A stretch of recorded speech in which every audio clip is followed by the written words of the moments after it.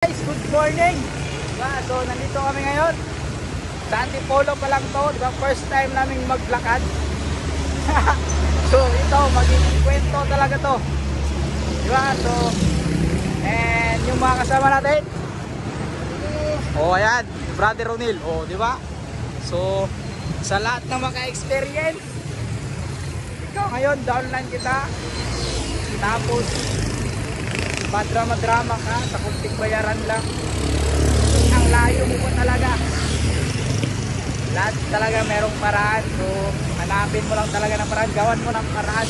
Kasi ako ngayon, diba, so na-experience ko na yung may experience mo din sa future, diba? So kami, wala kaming pera, pero kailangan talaga namin umattend sa training, diba? So yung date ngayon, November 16, di ba? Tama, brother? November 16?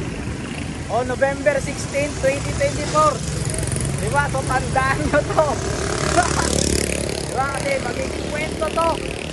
Kung di man ako makapag-share sa MUA, siguro sa Philippine Arena, magiging kwento to lahat. Kaya sa lahat po ng mga nakapanood ng video natin, ma-experience nyo to. Diba? So, masarap pag maka-experience ka ng ganito.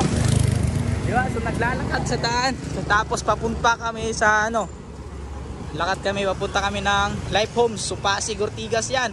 Papunta pa kami ng Pasig para mag-training. So ito yung magiging natin. Magiging kwento talaga to. Okay? So, good morning and see you po mamaya. Mag-update naman ako sa lalakarin namin. Kasi nandito pa kami ngayon sa Antipolo. See you, update mamaya.